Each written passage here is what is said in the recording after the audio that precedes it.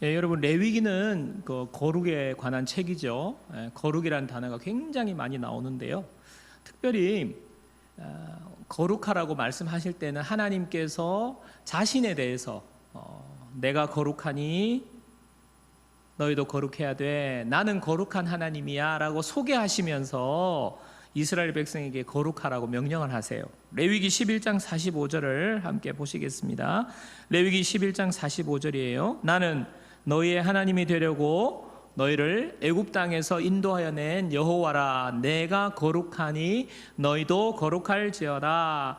내가 거룩하니까 너희도 거룩해야 돼. 그런데 이 11장 45절 말씀에 그 앞에 보니까 나는 너희의 하나님이 되려고 너희를 애굽 땅에서 인도하여 낸 여호와라는 말씀이 앞에 나와요.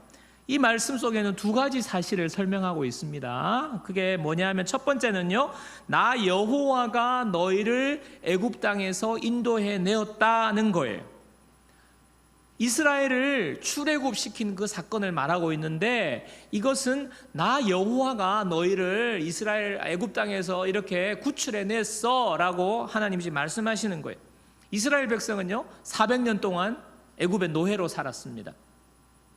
그런데 하나님께서 10가지 재앙을 내리셔서 이스라엘 백성들을 애굽 땅에서 나오게 한 거예요. 400년 동안 노예로, 몇 대요? 10대잖아. 10대, 한 40년을 한 세대로 보면 할아버지 10대에 걸쳐서 지금 노예로 살고, 노예가 무슨 힘이 있어요? 그런데 하나님께서 10가지 재앙을 통해서 애굽의 노예로 있던 이스라엘을 구출해 내셨어요. 여러분, 애굽의 노예로 있다, 400년 동안 있다, 이것은요 불가능하다는 거거든요. 어떤 신분의 변화가 불가능하다는 거예요. 이게 무슨 말이냐면, 죄의 노예의 상태로 있어서 죽음 가운데에서, 죽음의 그늘에서 벗어날 수 없는 인간의 상태를 보여주는 것이 바로 이스라엘 백성이 지금 애굽에서 노예 생활하는 것, 그게 바로 상징적으로 보여주는 거예요. 도무지 빠져나올 수가 없어요. 죽음에서 빠져나올 수가 없어요. 죽음의 그늘에서 벗어날 수가 없다는 말입니다. 그 상태에 있는 이스라엘을 마지막 10가지 재앙을 하게 하시잖아요. 일으키시잖아요. 하나님께서. 마지막 10번째 재앙이 뭐였습니까? 모든 집의 장자를 다 죽이는 거예요. 멸망시킨다는 거죠. 대를 끊는다는 거 아닙니까? 그런데 하나님께서 모세를 통하여서 어린 양의 피를 잡아서 그 집 문에, 문설주와 좌우 임방에 그 피를 바르면 장자가 죽는 재앙이 넘어갈 거다. 영어로는 패스오버죠. 패스오버. 넘어간다는 거예요. 패스오버에서 나온 절기가 6월절 아닙니까? 6월절. 6월 넘어갔다는 거죠. 이 재앙을 통해서 이스라엘 백성이 이제 나오게 되는데, 여기 6월절 어린 양의 피는 바로 예수 그리스도를 상징하는 것입니다. 예수 그리스도의 십자가 보혈을 상징하는 것입니다. 그래서 여러분, 출애굽 사건은요 죽을 수밖에 없는, 죽음의 그늘에서 벗어날 수 없는 그런 우리를 하나님께서 일방적으로 하나님께서 구원해 내셨다는 것, 은혜로서 우리를 구원해 주셨다는 것을 말하고 있어요. 또 하나 사실은 뭡니까? 내가 너희를 애굽 땅에서 인도해 냈다고 하시면서 그 앞에 나는 너희의 하나님이 되려고, 하나님이 또 말씀하세요. 나 너희 하나님이 될 거야. 하나님이 지금 이야기하는 것입니다. 여러분, 이것은요 하나님이 이스라엘을 구출해 내신 이유 중에 하나, 중요한 이유예요. 내가 너 하나님이 될 거야. 너희의 하나님이 되려고 구출해 냈다는 거예요.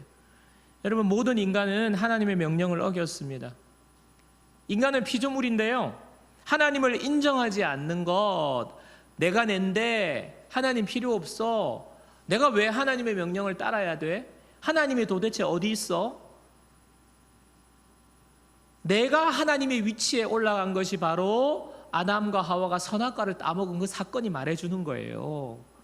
나는 나야, 내가 하나님이야, 하나님 없어도 살 수 있어, 하나님이 어디 있어, 왜 내가 누군가의 명령을 따르고 조종을 받아야 돼? 자기가 하나님이 된 것, 그게 바로 죄 아닙니까? 죄예요.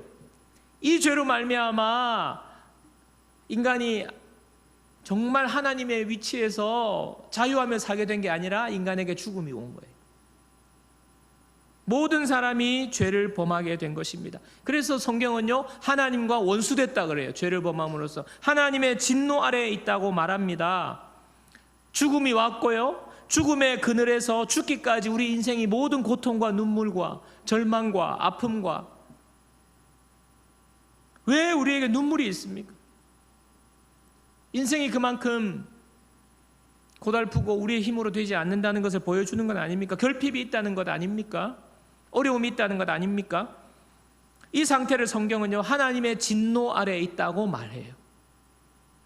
하나님에게서 멀어지고 하나님과의 관계가 끊어지고 하나님의 진노 아래에 있을 수밖에 없는 우리를 하나님이 다시 내가 너희의 하나님이 될 거야, 하나님이 내가 너희의 하나님이 되고 싶어 하시면서 하나님 마음을 먹으신 거예요. 여러분 어떻습니까? 보통 관계가 깨어지면요, 내가 부모님한테 잘못을 저질렀어요. 부모님 명령을 어겼어요. 그냥 가출해버렸어요. 그러면 어떻게 해야 돼요? 내가 부모님한테 찾아와가지고 아버지 잘못했어요. 내가 그때는 몰라서 아버지 잘못했어요. 이렇게 돼야 되잖아요. 죄 지은 사람이, 가해자가 먼저 와서 용서를 빌고 관계를 회복하기 원하는 그런 행동을 해야 되는데, 오늘 말씀은 뭡니까? 하나님이 너희의 하나님이 되려고 하셨다는 거예요. 하나님이 먼저 찾아오셨다는 것입니다. 하나님이 내가 다시 이 관계를 회복해야 되겠다라고 하나님이 마음먹고 하나님이 하신 일이 바로 이스라엘 백성들을 출애굽시키신 것이라는 것입니다. 여러분, 하나님께서는요, 우리가 죄짓고 우리가 하나님 떠나고 하나님의 영광으로부터 멀어지고 하나님의 진노 아래에 있는데, 하나님께서 먼저 우리를 찾아오셨고요, 하나님께서 먼저 예수 그리스도를 우리를 통하여 우리에게 십자가에 내어주시는 말미암아 우리의 죄를 일방적으로 사해 주셨어요. 하나님께서 모든 진노를 거두셨어요. 그리고 하나님께서 우리를 받아주셨어요. 여러분, 이 과정에서 우리가 한 것은 아무것도 없습니다. 여러분, 그렇지 않습니까? 우리가 무슨 노력을 했습니까? 우리는요, 하나님의 진노 아래에서 죽을 수밖에 없고 영원한 멸망으로 갈 수밖에 없는데, 하나님께서 일방적으로 우리를 구원해 주셨어요. 내가 너의 하나님이야, 너는 나의 자녀야. 여러분, 그렇기 때문에요, 우리가 복음이라고 하는 거예요. 복음, 기쁜 소식이라는 거예요. 하나님의 일방적인 구원의 은혜, 기쁜 소식이 되는 것입니다. 이렇게 말씀하신 뒤에 하나님께서 내가 거룩하니 너희도 거룩하라 라고 말씀하시는 거예요. 여러분, 거룩하라는 명령의 위치가 어떻게 됩니까? 구원해 낸 이후에요. 내가 너의 하나님이 되려고 너를 애굽 땅에서 인도하여 낸 하나님인데, 너희는 내가 거룩하니 너희도 거룩하라. 거룩하라는 명령은요, 구원받은 이후에 하나님께서 우리에게 주신 거예요.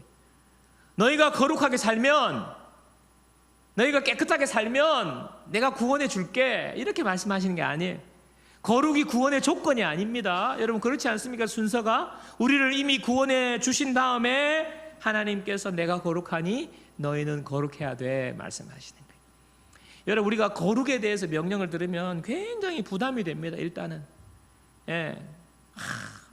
참 예수님 믿고 좋은데, 거룩하라 하면 이것도 못하고 저것도 못하고 맛있는 것도 못 먹고, 일단은 세상 낙이 없어진다고 생각해요. 거룩하라는 말을 들으면 뭐 술도 끊어야 돼, 담배도 끊어야 돼, 뭐 끊어야 될 게 너무 많고요. 그러니까 낙인데 낙이 없어진다고 생각해요. 거룩해라 그러면.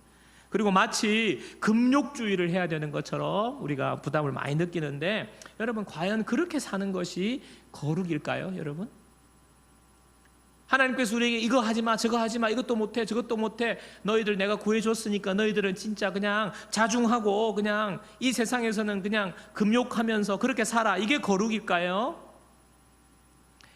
여러분, 거지와 왕자 이야기를 아실 건데, 거지와 왕자가 신분이 바뀌지 않습니까? 그래서 거지가 거지로 살았는데 알고 보니까 자기가 이제 왕자였어요. 그래서 왕궁으로 들어갔어요.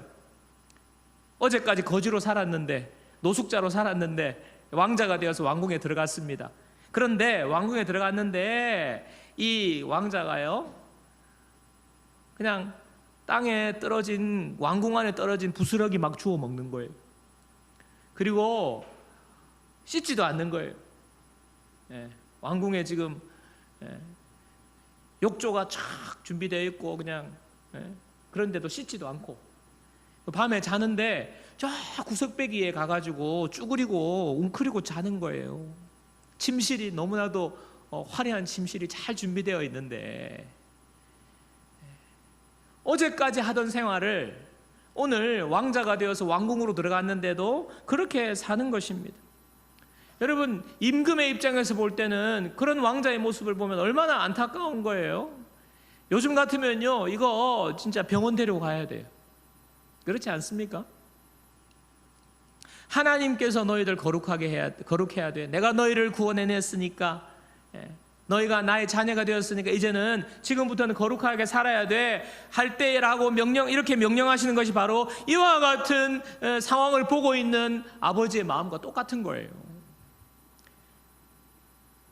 지금부터는 애굽에서, 어저께까지는 애굽에서 그렇게 노예로 살면서 그렇게 살았다면 이제는 하나님 나라의 하나님 자녀로서 이제 삶을 살아라는 것입니다. 옛 습관들을 버리라는 거예요. 애굽에서 하던 행동들을 버리라는 거예요. 노예 생활하면서 하던 행동들, 습관들을 버리라는 것입니다. 하나님의 백성으로 이제는 누리며 살라는 거예요. 다르게 살라는 거예요. 구별되게 살라는 것입니다. 그래서 거룩은요, 구별됨이에요. 구별됨. 다르다는 거예요. 여러분, 우리는요, 이 세상에 살고 있지만은 우리의 신분은 하늘에 있습니다. 우리의 신분이 바뀌었어요. 우리의 소속이 바뀌었어요. 하나님의 나라의 백성이 되었습니다. 그래서 여러분, 거룩은요, 우리에게 부담 주려고 하는 게 아니에요. 우리가 이 세상에서 즐기고 있는 그 조그마한 낙을 하나님께서 뺏어 가려고 하는 것이 절대로 아닙니다. 하나님의 자녀로서 더 풍성한 하나님의 자녀의 삶을 누리라는 것이 바로 거룩이에요. 오늘은 이 거룩에 대해서 말씀하시는데 제사장에 대해서, 특별히 제사장이 얼마나 정결하게 거룩해야 하는지를 오늘 말씀해 주고 있는데, 오늘 읽은 말씀의 내용을 요약하면 이래요. 정리하면 특별히 제사장은 시체를 만지면 안 된대요. 그리고 제사장은 집에 장례가 나잖아요. 부모가 돌아가시든지 형제 자매가 죽는 장례가 나면 이 제사장은요, 직계 가족의 장례에는 참여할 수 있어요. 또 직계 가족의 장례는 집례할 수 있어요. 그런데 삼촌이라든지 사촌이라든지 이런 친척들 장례에 가면 안 됩니다. 그러면 정결해지지 못하고 거룩해지지 못하는 거예요. 또 장례 지낼 때 그 당시에 하는 풍습을 따라서 하면 안 되는 거예요. 또 중요한 건 하나, 자녀 양육에 대해서 특별히 딸이 행음하지 않도록 하라고. 딸이 행음하면 불사를 하는 거예요. 이런 규례를 주십니다. 또 이어서 오늘 이제 10절에서 18절까지는요, 대제사장에 대한 규례인데, 대제사장은요, 더 엄격해요. 대제사장은요, 직계 부모님이 돌아가셔도 장례에 참여할 수 없어요. 장례 집례할 수 없습니다. 슬픔도 표현하면 안 되는 거예요. 이 말씀 보면서 하나님 진짜 너무 심한 거 아닌가? 어떻게 부모님이 돌아가셨는데도 장례도 못 가고 슬퍼하지도 못하고 어떻게 이럴 수가 있나, 이런 생각이 들 수가 있는데, 여러분, 이렇게 하는 이유는요, 제사장의 특별한 역할이 있기 때문에 그렇습니다. 제사장은요, 하나님과 백성들 사이에서 중간 역할을 하는 신분 아닙니까? 제사장을 주심으로 말미암아 하나님께서 이스라엘 백성들을 살려주시는 거예요. 멸망받을 수밖에 없는 이스라엘 백성들을. 그래서 제사장은요, 하나님 앞에 나가기 때문에 거룩하신 완전하신 하나님 앞에 나갈 수 있도록 하나님께서 어느 정도 이렇게 해야 돼, 정결하게 해야 돼, 거룩하게 해야 돼, 하나님께서 이런 규례를 마련해 주시면서 하나님이 그래도 그 정도 하면 받아주신다는 거거든요. 하나님은 죄가 없으시기 때문에 조금만 죄가 있으면요, 하나님 앞에 설 수 없어요. 바로 죽습니다. 그런데 어느 정도 이 규례들을 지킴으로 이스라엘의 백성들의 죄를 하나님 앞에 가지고 가면 용서해 주시는 이런 특별한 역할을 맡았기 때문에 조금이라도 흠이 있으면 안 되는 거예요. 이런 부분에 있어서 죽음은 무엇입니까? 하나님과는 원수된 게 죽음이잖아요. 생명이 아닌 죽음, 정말 거룩하지 못한 이 상황에 대해서 철저하게 제사장으로 하여금 자기를 지키고 정결하게 하는 이 거룩한 규례를 주시는 거예요. 책임이 막중하기 때문에 하나님께서 제사장을 통해서 이스라엘 백성들을 다 살려주시기 때문에 제사장이 그렇게 할 수밖에 없는 어떻게 보면 헌신의 무게라고 할까요? 뭐 지금도 우리 저 같은 교육자들은 뭐 여러 가지 때로는 희생을 해야 될 때가 있지 않습니까? 가정도 자녀 문제도 어떻게 보면 교회 앞에서 뒤로 우선순위가 밀리는 것과 같은 거예요. 그만큼 희생과 헌신을 통해서 그 역할을 하나님 앞에 감당해야 되기 때문에 이렇게 거룩에 대해서 굉장히 엄격한 건데, 여러분 근데 오늘 이 말씀은요 제사장에게 주신 말씀이죠. 대제사장에게 주신 말씀이죠. 그러면 우리는 오늘 이 말씀 우리에게 무슨 상관이 있습니까? 오늘날에는 제사장이 없어요. 그러나 예수님을 믿는 저와 여러분을 하나님은 뭐라고 말씀하시냐? 베드로전서 2장 9절 보세요. 베드로전서 2장 9절 앞부분에 보면, 그러나 너희는 택하신 족속이요 왕같은 제사장들이요. 왕같은 제사장들이래요. 누가? 저와 여러분들, 예수 믿게 된 저와 여러분들이 제사장이라는 것입니다. 여러분, 저와 여러분 모두는요 이제 왕같은 제사장이 되었어요. 예수님을 믿게 됨으로 왕같은 제사장이 되었어요. 하나님 앞에 나아갈 수 있습니다. 하나님 앞에 여러분이 기도함으로, 찬양함으로, 예배에 참여함으로 또 언제든지 우리는 하나님 앞에 나아갈 수 있는 제사장이 된 거예요. 그렇기 때문에 오늘 이 말씀은 우리에게 주시는 말씀, 우리에게 한 두 가지 정도 살펴보기를 원합니다. 먼저 살펴볼 우리가 제사장으로서 정결하고 거룩해야 되는 부분은 어떤 부분이냐? 결혼과 가정의 거룩이에요. 결혼과 가정의 거룩. 자, 오늘 레위기 21장 7절을 보십시오. 레위기 21장 7절입니다. 그들은 부정한 창녀나 이혼당한 여인을 취하지 말지니 이는 그가 여호와 하나님께 거룩함이니라. 부정한 창녀나 이혼당한 여인과 결혼하지 말라는 것입니다. 부정한 창녀는 여러분 아시죠? 이혼당한 여인은 뭐냐? 이혼당한 여인은 그 당시에 굉장히 음란을 저질러서 그냥 음란한 여인을 말하는 거예요. 음란을 저질러서 쫓겨난 이혼당한 여자를 말합니다. 여러분 이 말씀의 핵심은 무엇입니까? 제사장으로서 특별히 결혼에 대해서 말씀하시는데, 그 당시에 팽배한 음란한 문화로부터 자기를 지키라는 거예요. 여러분 그 당시에 모든 족속들은 다 신전이 있고 이방신을 숭배하고 있었는데 이방신들은 거의가 음란했어요. 그래서 뭐 바알 신이나 아세라 신이나 뭐 아르테미스 신이나 아데미 여신이나 이런 신을 다 믿고 있었는데, 그들이 신전에 가면 제물을 드려요. 뭐 고기도 드리고 뭐 제물을 갖다 바친 뒤에 제물을 드린 다음에 하는 행동이 뭐냐 하면 신전에 창기들이 있어요. 그러면 그 창기와 부적절한 성관계를 하는 것이 바로 그 이방신을 섬기는 예배의 과정에 포함되어 있는 거예요. 여러분 그러니까 그들이 예배드리고 신앙생활하는 것이 이 창기와 놀아나는 거잖아요. 그러니까 얼마나 음란했겠어요. 뭐 그냥 뭐 본부인이 있는 거는 뭐 말할 것도 없이 둘째, 셋째, 뭐 세컨드, 서드 뭐 다 있어요. 다 있어요. 너나 할 것 없이. 여러분 그러지 않겠습니까? 이런 그 당시에 문화적으로 음란한 그 문화로부터 자신을 거룩하게 지키라는 거예요. 오늘날 우리가 사는 세상을 한번 보겠습니다. 여러분 오늘날 우리가 사는 세상 뭐 말할 필요가 없죠. 얼마나 음란한지 모르는 성추행, 뭐 불륜, 뭐 청소년들 뭐 이렇게 꼬드겨 가지고 성매매하고요. 제가 청소년 사회 가는 전문가의 설교를 들었는데 중학교 1학년, 2학년 나이가 제일 비싸대요. 세상에 무슨 말인지 이해가 됩니까? 남자 어른들이 중학교 1학년, 2학년 그때가 제일 돈 많이 비싸게 받을 때래요. 여학생들.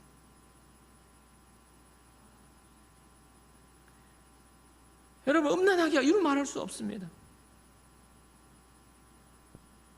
얼마나 이혼율이 많아지는지요. 제가 지난번에 서울에 세미나를 가서 세미나를 듣고 왔지 않습니까? 그래서 간증자들이 그때 많았어요. 근데 정말 그때 간증자들이 한 10명 정도 올라왔는데 10명 중에 9명은 무슨 이야기를 하냐 하면 다 불륜 이야기 하는 거예요. 바람 피웠어. 혼외 자녀가 생겼고 또 아이가 혼전에 막 그렇게 되고. 근데 그분들이요, 지위가요, 대기업 다니는 분들이고요, 교수들이고요, 대단한 분들이었어요. 근데 그분들이 하나같이 하는 말이 너무너무너무 고통스러웠다는. 그 순간에는 그게 정말 달콤하고 쾌락으로 생각했는데, 거기에서 발생하는 그 여러 가지 파생되는 일들이 너무너무너무 대가가 컸다는 거예요. 일단은 배우자와 가족들한테 굉장히 큰 상처를 주고요, 가정이 파괴됩니다. 그리고 가장 큰 고통은요, 하나님과의 관계가 다 무너지는 거예요. 형식적으로 신앙생활 하던 것조차도 무너진다는 거예요. 교회 안 나가게 되고요, 그냥 나락으로 가는 거예요. 그러다가 나중에 거기가 낭떠러지 앞이라는 것을 알고 돌아오게 되었다는 그러한 간증들이 있습니다.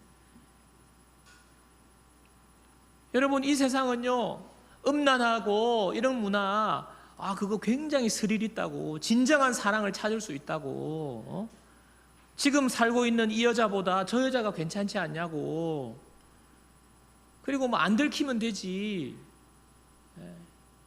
그냥 쾌락이고 즐겁지 않냐고. 여러분, 천만의 말씀. 잠깐의 그 말초적인 쾌락에 우리의 영혼이 다 무너지는 거예요. 가정이 파괴되고요, 자녀들의 상처가 너무 커요.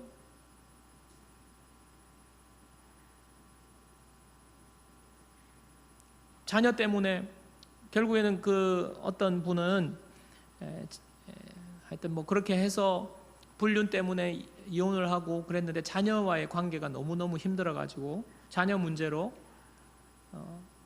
순장도 내려놓고 너무너무 힘들다고 지금 잠시 쉬고 있다고 말할 정도로, 하나님 나라에서 하나님이 주시는 풍성한 가정의 풍성함들, 또 가족관계의 이런 아름다움을요, 다 앗아가는 거예요. 이런 상태에서 우리가 어떻게 제사장의 직분을 감당할 수 있겠습니까, 여러분? 여러분, 제가 누구를 탓하거나 나는 상관없다고 이렇게 지적하는 게 아니라, 우리가 날마다 이 세상의 이 유혹, 우리 아이들도 얼마나 유혹을 많이 받는지 몰라요. 이런 세상으로 우리가 정말 철저하게 자신을 지키려고 마음 먹지 않으면 우리가 무너질 수밖에 없습니다. 그래서 저희들 모두는 이 세상의 음란한 문화로부터 우리를 지키는 거룩한 제사장이 되어야 할 줄로 믿습니다. 자, 또 하나 더는요, 자녀 양육에 있어서 거룩하라는 거예요. 오늘 말씀에 9절이지 않습니까? 어떤 제사장의 딸이든지 행음하여 자신을 속되게 하면 그의 아버지를 속되게 함이니 그를 불살을지니라. 지금 딸을 지목했는데 행음하는 거 이야기했는데, 여러분, 이것은 그 당시의 문화와 관련돼서 우리가 좀 더 확대해 볼 수 있어요. 그것은요, 단순하게 성적인 문제뿐만 아니라 세상의 가치관에 물들지 않도록 자녀를 잘 양육하라는 것입니다. 세상의 가치관에 물들지 않도록.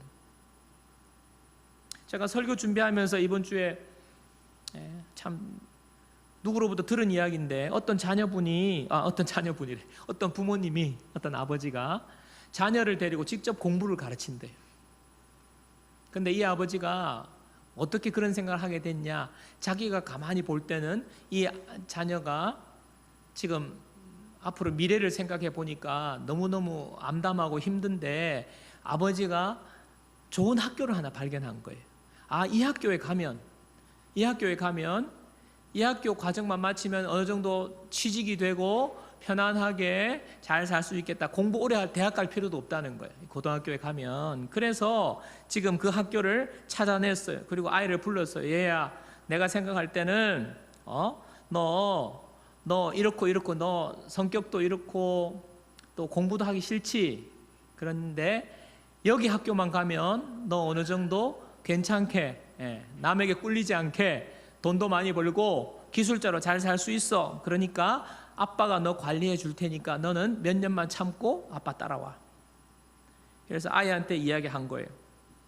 너는 내가 시키는 대로만 하면 편안하고 부족함 없이 이 세상에서 살 수 있어. 너의 목표는 이 학교에 들어가는 거야. 일방적으로 아이한테 선포한 거예요. 그리고 가르치는데 공부를 가르치겠죠. 여러분, 그 학교가 저 어떤 학교인지는 모르겠는데 여러분, 그런 학교라면 굉장히 경쟁률이 치열하지 않겠습니까? 얼마나 공부를 잘해야 들어가겠습니까? 그죠? 졸업하면 괜찮은 아주 전문적인 직장이 보장되는데, 그래서 이 아이를 얼마나 수준을 앞질러서 시키겠어요.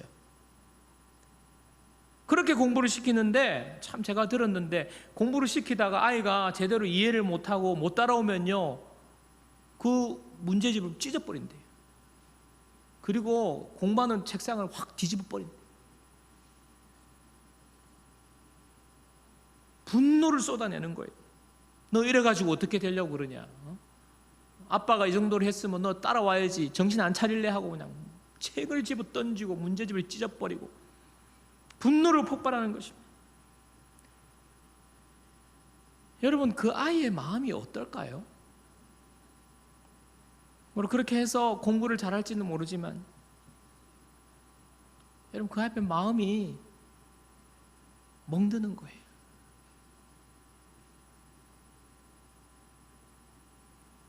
좋은 직장, 돈 많이 벌어야 되고 편안하게 살아야 되고, 그러기 위해서는 공부해서 어느 학교에 가기만 하면 되고, 여러분, 세상의 물질주의적인 가치관입니다. 돈이면 다 된다는 가치관이에요. 근데 이분이요, 오랫동안 신앙생활하고 교회 다니는 분이라는 거예요.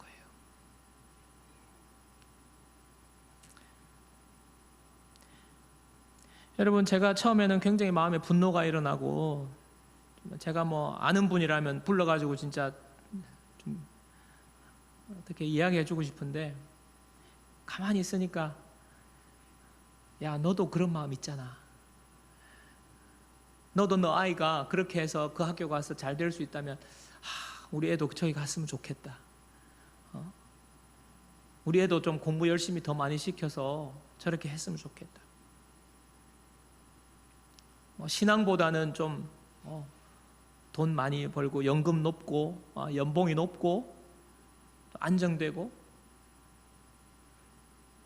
이런 생각이 자꾸 제 마음속에도 불쑥불쑥 일어나요. 여러분, 우리가 이거 남 이야기 하는 겁니까? 그분에게 돌을 던질 수 있겠습니까? 우리도 모르는 사이에 세상의 가치관이 들어와 가지고 물질이 최고이고 성공이 최고이고, 이런 세상의 가치관을 우리가 아이를 바라보고 양육하고자 하는 마음이 우리 가운데 있어요.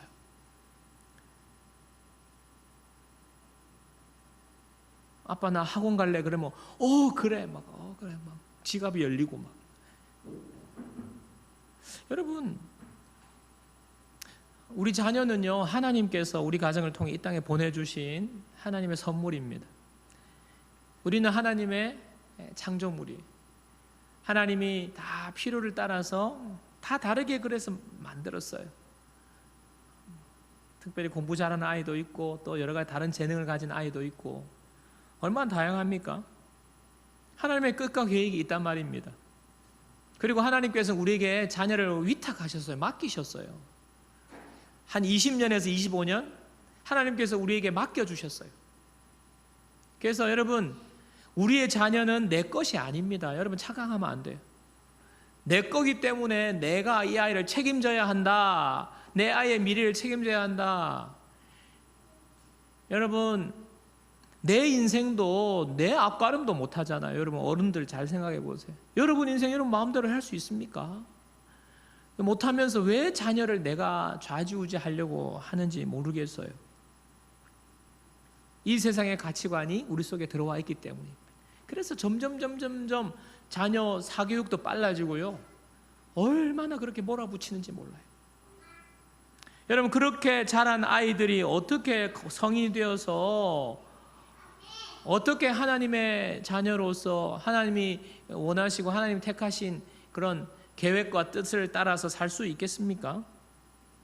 여러분, 앞에 말한 그 가정에 그 아이가 설령 그 학교를 가서 취직한다고 해도 그 아이의 마음에 큰 상처가 평생 가는 거예요. 그 아이가 불행한 거예요.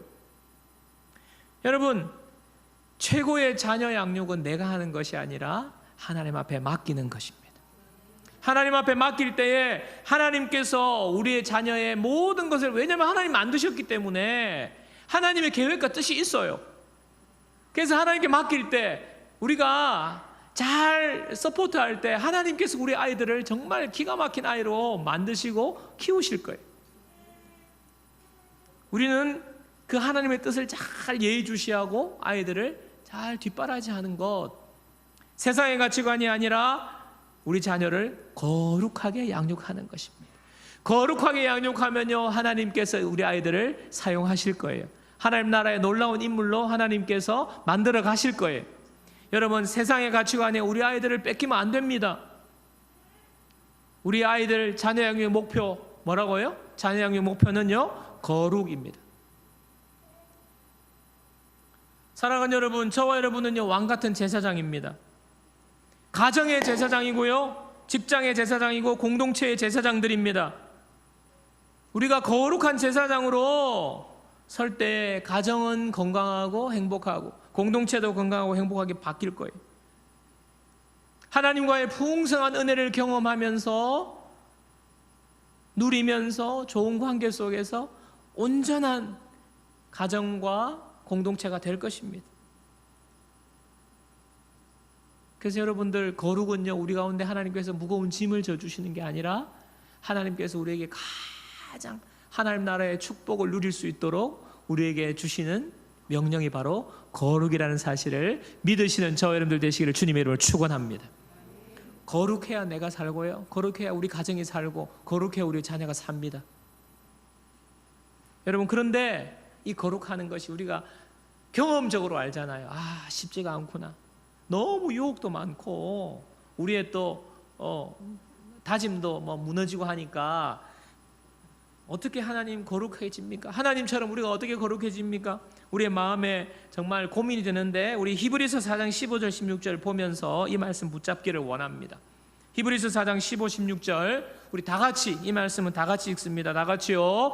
우리에게 있는 대제사장은 우리의 연약함을 동정하지 못하실 리가 아니요 모든 일에 우리와 똑같이 시험을 받으시니로되 죄는 없으시니라. 그러므로 우리는 긍휼하심을 받고 때를 따라 돕는 은혜를 얻기 위하여 은혜의 보좌 앞에 담대히 나아갈 것이니라. 우리에게 대제사장이 계시대요. 대제사장이, 이 제사장이 바로 예수님이신데, 이 예수님에 대해서 뭐라고 말씀하십니까? 예수님은요, 우리의 연약함을 동정하시는 분이래요. 우리의 약한 부분, 몸이 약하고 마음이 약하고 다짐이 약하고 결심이 약하고 이런 부분을요, 예수님은요, 너 이거밖에 못해? 내가 너 구원해 줬는데요, 이거밖에 못하냐고 이렇게 책망하시는 분이 아니라 우리의 연약함을 예수님이 아신대요. 때로는 눈물을 흘리시는 거예요. 안타까워 하시는 거예요. 연약함을 동정하십니다. 그리고 모든 일에 우리와 똑같이 시험을 받으셨대요. 우리가 받는 유혹, 우리가 받는 여러 가지 유혹, 육신의 정욕, 안목의 정욕, 이생의 자랑, 예수님도 유혹을 다 받으셨지만 죄가 없이 다 이기셨다는 거죠. 그러므로 우리가 긍휼하심을 받고 때를 따라 돕는 은혜를 얻기 위하여 예수님이 도와주신다는 거예요.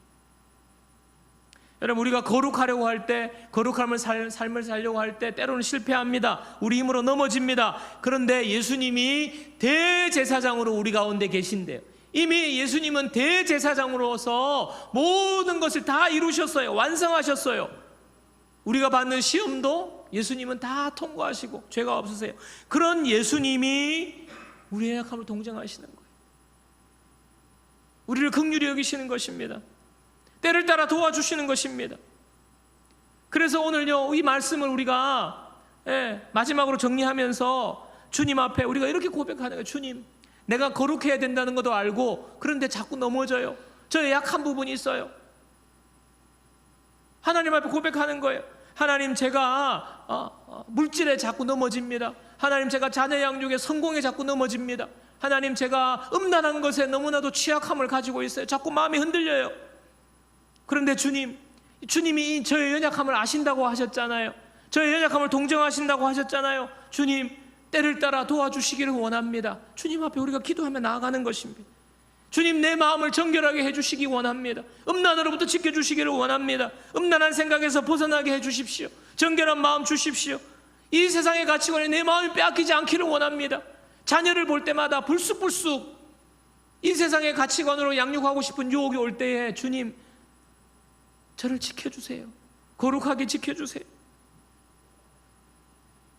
그래서 주님께서 예배하신 이 하나님 나라의 놀라운 축복을 거룩하고 정결함으로 누릴 수 있도록 저를 주님 도와주세요.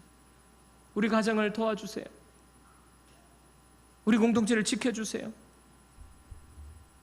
그래서 거룩함으로 하나님의 뜻이 이루어지고 하나님의 계획이 이루어지고 하나님의 나라의 풍성함을 누리는 자녀로 살 수 있도록 주님, 거룩한 제사장 되게 해 주십시오.